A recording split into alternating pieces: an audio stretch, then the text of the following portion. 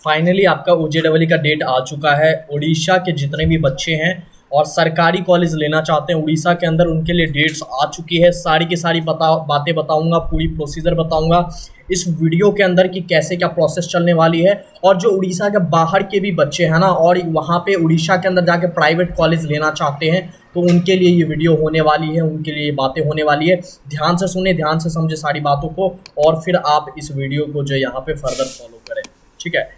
सबसे पहले उड़ीसा ओजेडबल की ऑफिशियल वेबसाइट पे चलते हैं। उससे पहले मैं यहाँ पे आपके सामने सर्च करता हूँ OJEE.nic.in। देख लो OJEE.nic.in, इसके ऊपर हम लोग यहाँ पे गए। OJEE.nic.in के ऊपर में, इसके ऊपर में जाके सबसे पहले आपको यहाँ पे दिख रहा होगा public notice regarding OJEE web counselling.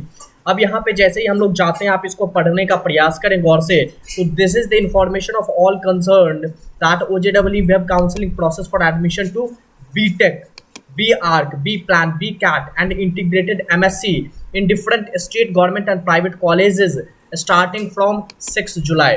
अब जो है इंटरेस्टेड कैंडिडेट के पास जेईई मेंस की रैंक होनी चाहिए, और इस पर्टिकुलर वेबसाइट पे जा करके इस पर्टिकुलर वेबसाइट पे जा करके ये लोग जो है कहीं ना कहीं इस चीज़ को कर सकते हैं। इस काउंसलिंग को जो है यहाँ पे किया जाएगा, ठीक है। 6 जुलाई से यानी आज की तारीख से चीज़ें प्रारंभ हो जा रही होंगी। ओके सर, ओके, चलिए अब यहाँ पे हम लोग चलते हैं इंफॉर्मेशन ब्राउज़र के अंदर, और यहाँ पे फिर देखते हैं। हाँ, शेड्यूल खैर जो है यहाँ पे शेड्यूल यहाँ पे पहले देख लेते हैं, फिर इंफॉर्मेशन ब्राउज़र के ऊपर यहाँ पे हम लोग आएंगे, ठीक है। तो 6 जुलाई से आज 11 बजे से, अभी समय हो रहा है 9 बज रहे हैं। जैसे ही चीज़ें स्टार्ट होगी, कल तक आपकी रजिस्ट्रेशन की भी वीडियो आ जा रही होंगी, तो इस चीज़ को आप समझें, ठीक है। तो 11 बजे से आज आपका जो है कहीं ना कहीं रजिस्ट्रेशन प्रारंभ हो रहा होगा, ठीक है।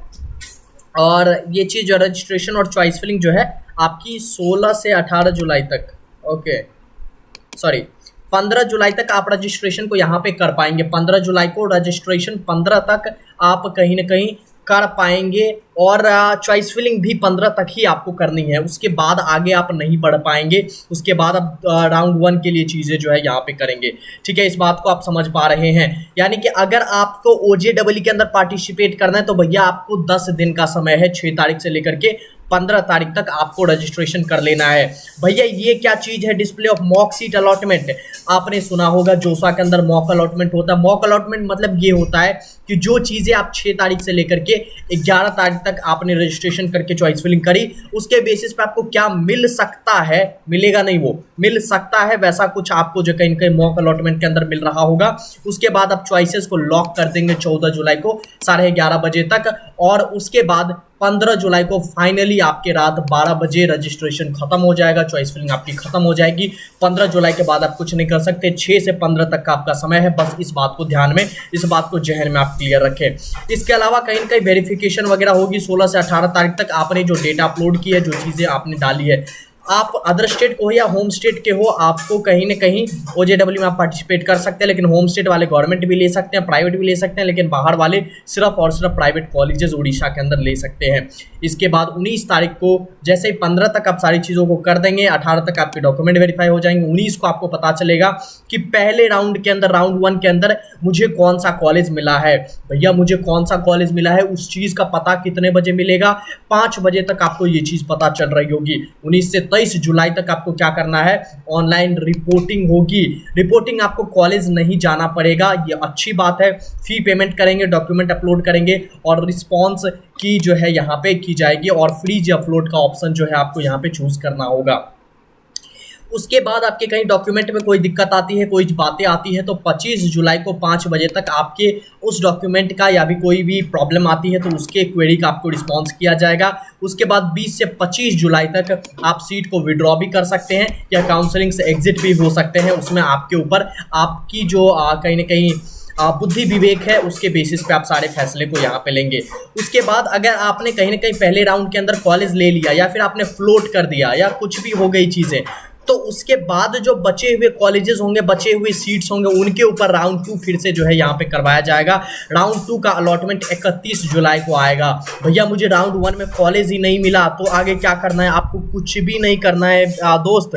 आपको 31 जुलाई का इंतजार करना है। 31 जुलाई को आपका दूसरा राउंड का अलॉटमेंट यहाँ पे आ रहा होगा।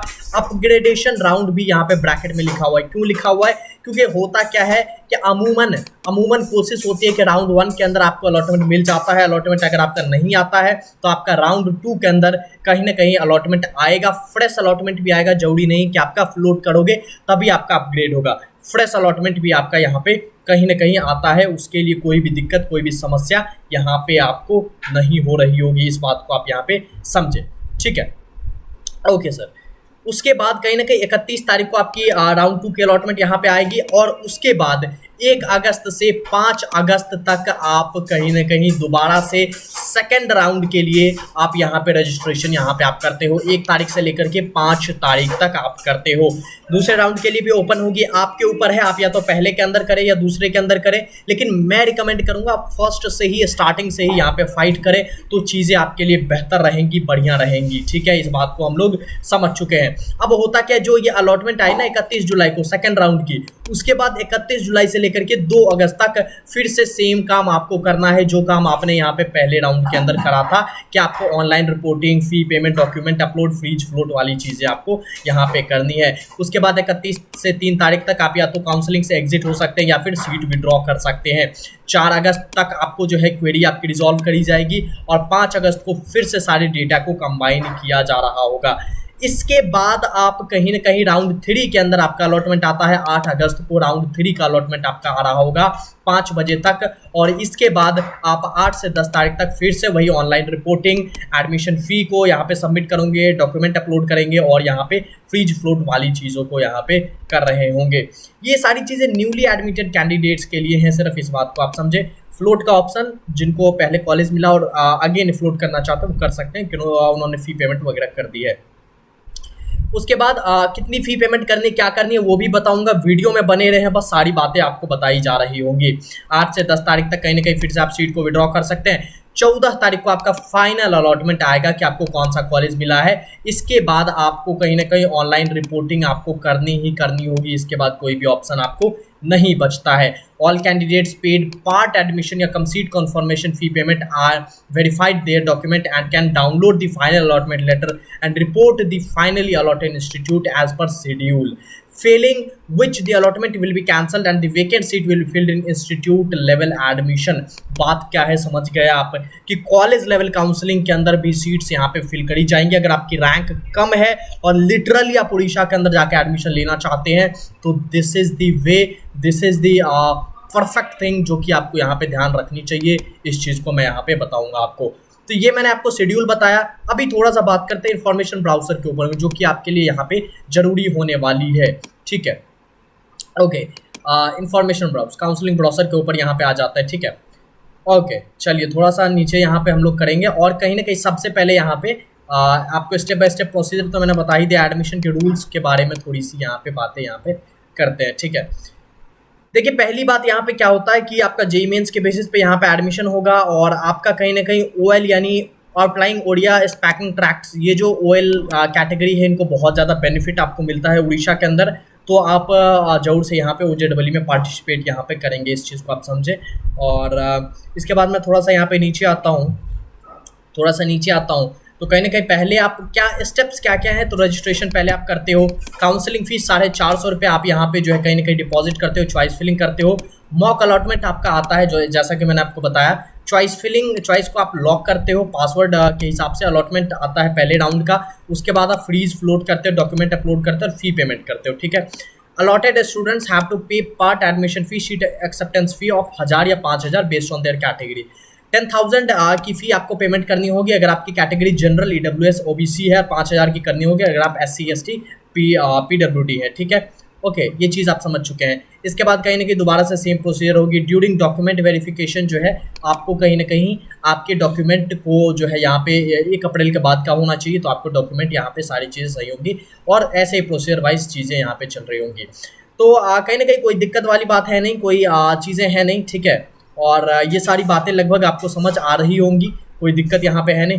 चॉइसेस को फिल करेंगे, सारी चीज़ें करेंगे, कैसे क्या करना है वो बातें भी मैं आपको बड़े डिटेल में बड़े आराम से जो है चीज़ों को आपको समझा रहा हूँ। आपको लग रहा होगा बड़ी कॉम्प्लेक्स प्रोसेस है, OJEE की काउंसलिंग बड़ी कॉम्प्लेक्स है, तो ऐसा बिल्कुल भी नहीं है। अगर आप OJEE काउंसलिंग में पार्टिसिपेट कर रहे हैं तो मैं आपको रिकमेंड करूँगा कि कहीं ना कहीं हमारी काउंसलिंग को, आप काउंसलिंग सपोर्ट को यहाँ पे परचेज कर लो, जिससे आपको बहुत ज़्यादा बेनिफिट्स यहाँ पे रहेंगे और बहुत आराम से आपको कॉलेज यहाँ पे मिल जा रहा होगा। कोई भी समस्या, कोई भी परेशानी नहीं होगी।